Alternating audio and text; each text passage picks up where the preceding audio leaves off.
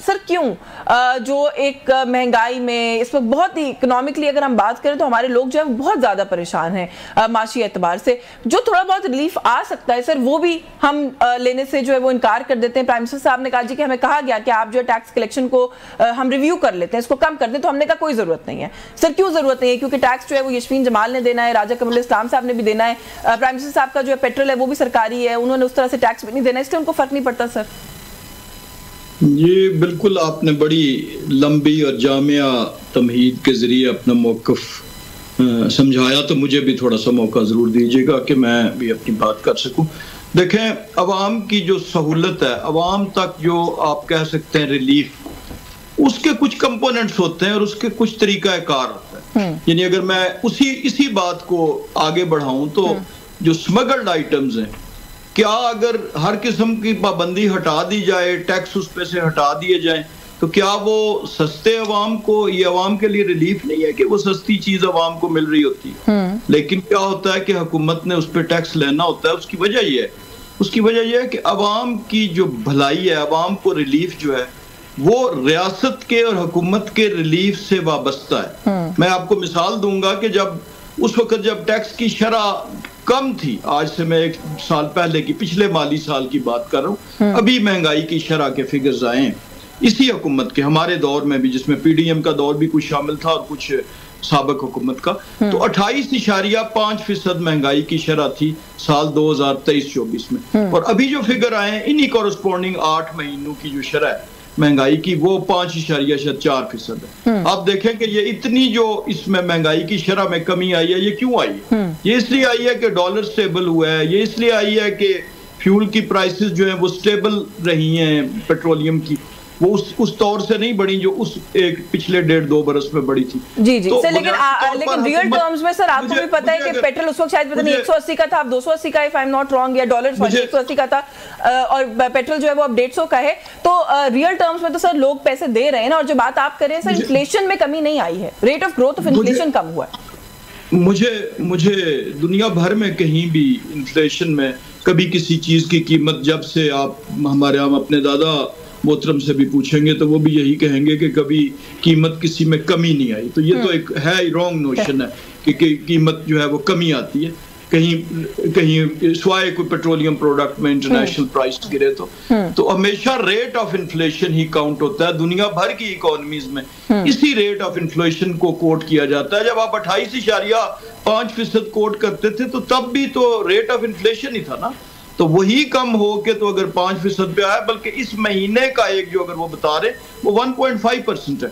तो ये वो रिलीफ है। और ये जो IMF का जिस कंटेक्स्ट में बयान किया जा रहा है, IMF ने जो उनको कहा कि कुछ चीजों पे, और ये टैक्स जब आप ब्रॉडर एक टैक्स की पिक्चर बनाते हैं, मसलन इस वक्त जो रिलीफ की जरूरत है, मैं आपसे बिल्कुल इत्तेफाक करता हूँ और हुकूमत भी इत्तेफाक करती है हमेशा, और वो रिलीफ इंशाल्लाह इस बजट में आएगा भी। हाँ। वो सैलरी क्लास की रिलीफ में इस वक्त जरूरत फौरी तौर पर। सर हम तो बजट से डरते हैं, खैर आप रिलीफ की बात करें, हम तो बजट से पहले बहुत परेशान, हम घबरा जाते हैं कि बजट आने वाला है, हमारी अब खैर नहीं। हाँ जी, बिल्कुल सैलरी क्लास ने हमेशा कुर्बानी दी है, तो इस दफा उसे रिलीफ मिलेगा, ये हुकूमत ने इंटेंट का इजहार किया।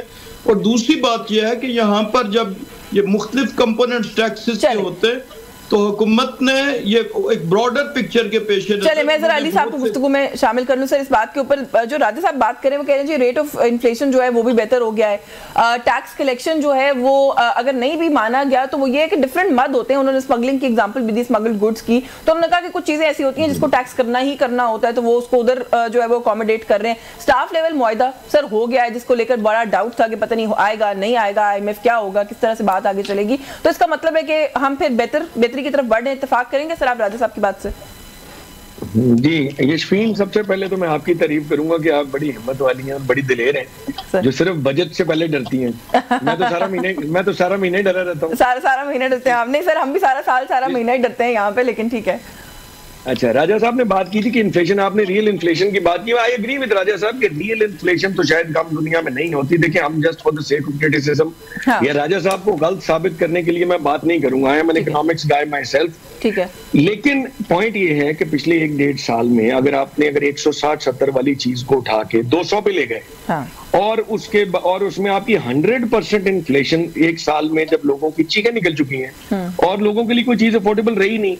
अब आज अगर आप ये बात करें ना, आम हालात में तो ऐसे नहीं होता, लेकिन एक साल में आपने इतना मारा है कौम को कि यहाँ पे अब रियल इन्फ्लेशन कम होने की जरूरत है। क्योंकि फिर जिन मुल्कों में रियल इन्फ्लेशन कम नहीं होती ना, उनमें ये वाले इन्फ्लेशन का ग्रोथ फिगर भी 30-30, 40-40% या 24% पे नहीं जाते। वो नॉमिनल इन्फ्लेशन इंक्रीज होती है, 1-8% साल में बढ़ गई और साल में 10% बढ़ गई। जब आप एक साल में 100% की मार देंगे ना आवाम को, तो राजा साहब फिर आपकी सारी इकोनॉमिक्स की थ्योरियां फेल हो जाती हैं। अब इस वक्त लोग मांग रहे हैं sudden relief. Staff level agreement हो ही जाना था, एज यू जस्ट सेड कि आपको किसी किस्म का कोई रिलीफ किसी जगह पे नहीं मिला। अब हमारी टोटली डिपेंडेंस अब उनके ऊपर है। वो तो जो शरायत आई हमने मनोअन वैसे ही मान ली, बल्कि अगर किसी जगह को रिलीफ मिल भी रहा था, हमने वो भी नहीं लिया, तो फिर वो स्टाफ एग्रीमेंट क्यों नहीं होना था? ना होने की तो वजह कोई नहीं थी। अब अभी इस वक्त जो ये शुगर का स्कैंडल, और राजा साहब इन्फ्लेशन की आपने बात की, इन्फ्लेशन लोगों को शायद इस तरह ना चुभती अगर हमारे वजीरों की नई गाड़ियां ना आ रही होती, हमारे अननेसेसरी एक्सपेंडिचर ना हो रहे होते, यूएई के न्यूज चैनल ने ये ना कहा होता कि जी एक तरफ तो आप हमसे पैसे मांगते हैं, दूसरी तरफ से आप 36 रिश्तेदार बन के जहाज चढ़ के आप हमारे मुल्कों की सैर को आ जाते हैं। ये बड़ी एम्बैरेसिंग बात है और ये बड़ी बेइज्जती है। ये सिर्फ महसूस करने की बात है। मैं तो बड़ी महसूस डेलीगेशन तो लेके जानी होती है ना साथ जब कहीं जाते हैं, मतलब इसमें क्या बेइज्जती की क्या बात नहीं, उसमें सारे रिश्तेदार नहीं चाहिए होते। मैं अगर उमरा करने जा रहा हूँ, सरकारी तो बात है, उमरा वैसे सरकारी खाते में नहीं होना चाहिए, लेकिन चलो हेड ऑफ द स्टेट जा रहा है, कोई डिग्नेटरी जा रहा है और अगर उसको अलाउड है तो चलो कर भी रहा है, तो जरूरी थोड़ी कि सारे खानदान का ये देखना पड़ेगा सर वैसे सरकारी में हुआ है कि नहीं हुआ। मैंने I will not make a comment because मैंने देखा नहीं। देखिए इश्वीन, बात ये है कि ये कमेंट मैंने नहीं दिया। मैं तो वैसे एक चीज को सिर्फ पॉइंट आउट कर रहा हूँ कि ये एक एंकर ने यूएई की ये टीवी पे आके ये बात की है और ये पाकिस्तान की पूरी दुनिया में जागसाई हुई है। उन्होंने जब ये बात की तो फिर उसकी बात का जवाब तो ये दे सकते हैं कि ये जाएं फिर इंटरनेशनल मीडिया पे जाके बात करें कि एक तरफ पैसे मांगते हैं, दूसरी तरफ सवारियां ढो के अगर ये वहां लेके जा रहे हैं तो जवाब तो फिर इन्होंने देना ना, हमने तो नहीं देना। ये क्वेश्चन इंटरनेशनली रेज हुआ है। नहीं बिल्कुल ठीक है। नाउ आई गेट आप किस चीज को रेफर कर रहे हैं। जी सर, राजा साहब आप किस तरह से सर इसको रिस्पॉन्ड करेंगे? वो कह रहे हैं इंटरनेशनली एक तो ये सवाल रेज हुआ है, दूसरा सर आपकी बात से मैं इत्तेफाक भी कर लूं, आपने कहा है कि सैलरी क्लास को भी आगे रिलीफ मिलेगा, बहुत सारी बातें आपने और भी की हैं उसके अंदर, लेकिन सर लोगों को अभी भी हार्ड बर्न है। ये जो पेट्रोलियम डेवलपमेंट लेवी की मद में 10 रुपए का इजाफा हुआ, जो रिलीफ मिलना था आवाम को वो रिलीफ नहीं मिला, उल्टा टैक्स लगा के आप लोगों ने कीमतों को वहीं बरकरार रखा।